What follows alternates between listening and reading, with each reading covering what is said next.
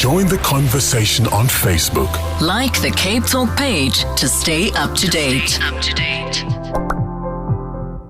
In Wonder the World today, we're exploring one of South Africa's most iconic rail journeys, the Blue Train. It's been carrying passengers between Cape Town and Pretoria for decades, offering a slower and a way more elegant way to see the country.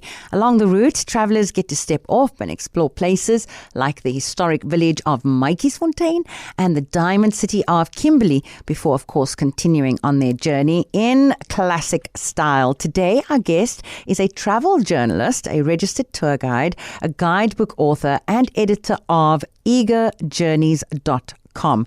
Her name is Iga Motylska. I hope I pronounced your name correctly. And she's going to tell us all about her experience of recently climbing aboard the Blue Train. Welcome back, I should say, to CapeTalk, Iga. Thank you so much, Saskia. Such a pleasure. And yes, Iga Motylska, you pronounced it perfectly. Perfect. I must tell you, I have always had a longing to jump onto the Blue Train and wondered about whether it actually would live up to its hype. So I'm very keen to have this conversation with you. I want to start with asking, what's the first thing that travelers should know about the route between Cape Town and Pretoria, and which direction is the better one to go in? I think that's a difficult question. I guess it's all based on personal preference. But all in all, it's a 54-hour, 2-night journey, and it covers roughly 1,600 kilometers. So as you mentioned, you can either go from Cape Town to Pretoria or the opposite way. I've done both. I feel very lucky and privileged that I've done it on board the Rovos Rail and also the Blue Train. And regardless, you see beautiful things along the way. And as you mentioned, it's one of the most luxurious train rides in the world, and it offers an all-inclusive experience. So guests are really encouraged just to surrender to what the slow train calls as like this luxury of slow. And you can do that from your private suite, from the lounge car, from the club car at the back, where you'll also find a bar, or perhaps even the observation car. And so essentially, it's such a beautiful way to just watch the urban landscape slide by. And as you mentioned, there are, of course, 2 off-train excursions as well. So it's not just about the train experience, but it's about going out and exploring places that perhaps maybe you might not have thought to experience. And what makes it a luxury experience, in your opinion? Certainly the fact that it's all-inclusive, that it's a 5-star hotel on wheels. So essentially the only thing that you'd be paying extra for is if you wanted to order French champagne or a caviar, for example. But there are beautiful multi-course meals. The service is absolutely impeccable. You have a 24-hour personal butler on call, regardless what you might need, whether it's a late night cap or something like that. They also turn down your room from the daytime seating lounge area to either a twin or a double bed. So it's really all inclusive. And the off-train excursions, the guided tours, all of that is fully included. Iga, I know that also when it comes to luxury, the dining experience must be unlike any other. Talk us through a little bit of the menu, and then also just, I'm going to say, the performance of it, because is it true? Do you get dressed up for dinner? Absolutely. It's such an awesome experience. You know, men don their jackets, their ties, their bow ties. Women get dressed up in their cocktail or ball gown dresses. So it's really about harking back to way back when and trying to sort of imagine ourselves in the times when the Blue Train became popular.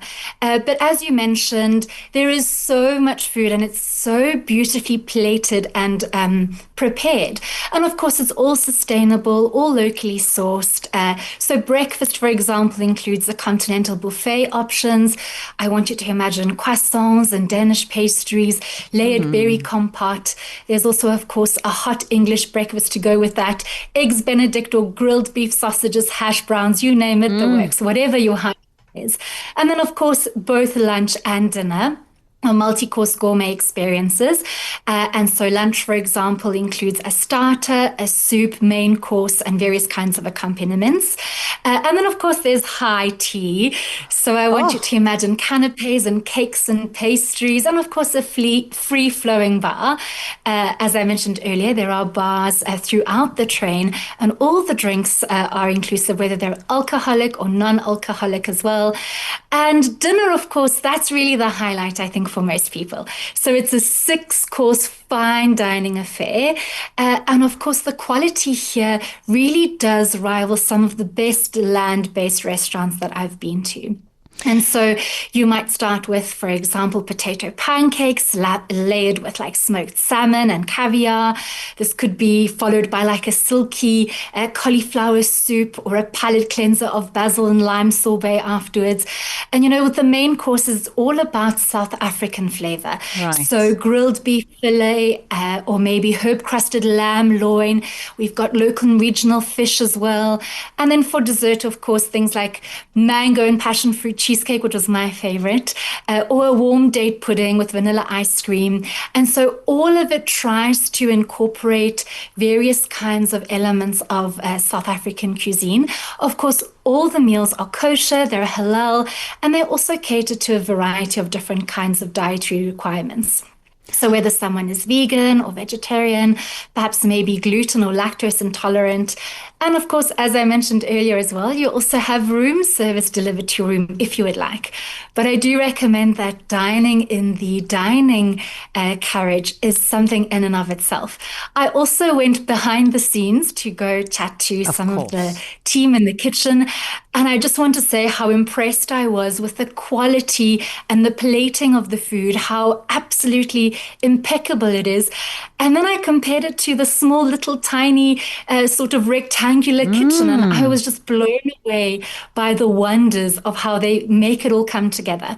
And of course, at each of the stops along the way, they replenish the supplies with fresh, regionally sourced local produce as well. We're chatting to Iga Motylska. She's of Iga Journeys, but she's a registered tour guide, a travel journalist, and guidebook author. I'm already just thinking that it would just be cocktail hour the whole way through for me on that 54-hour trip. Tell us a little bit about those 2 curated off-train excursions. What can guests expect when they step off the tracks? It's Matjiesfontein in the Karoo as well as Kimberley, right? Yes, definitely. So if you're going from Pretoria all the way through to Cape Town, you'll stop at Kimberley first. And I want you to imagine how it all started way back when in 1866, of course, when a young boy found a shiny, tiny little pebble, well, not so tiny, on the banks of the Orange River. It actually turned out to be the 21-carat Eureka diamond. Yeah. And of course, a few years later, they found that 83-carat stone. And that's what started that frenzy, which drew 50,000 fortune seekers to this quiet little part of the Northern Cape farm. And of course, the wealth built this city. And it's a city of extraordinary firsts. I think Kimberley is quite humble, but in actual fact, it beat London to become the first city in the Southern Hemisphere with electric street lights. This was in 1882. We also opened South Africa's, or Africa's rather, first stock exchange here in Kimberley, and even opened the country's first flying school in 1913. Wow. So when you stand at the Big Hole Museum, you look over the staggering, vertigo-inducing chasm. Of course, today it's filled with aquamarine water, and it remains one of the largest hand-dug excavations on Earth. And then the cantilever platform that we stood on is actually designed to show you the exact dimensions of what an original 19th century mining claim how big it was. So this really gives you that visceral sort of sense of how small each of those little spaces that each miner had. And I want you to imagine like all of them side by side, thousands of people, of course, there. So I will say that exploring the Open Mine Museum was really fascinating. And it's so lovely to walk through the beautifully preserved movie-like set of the old town.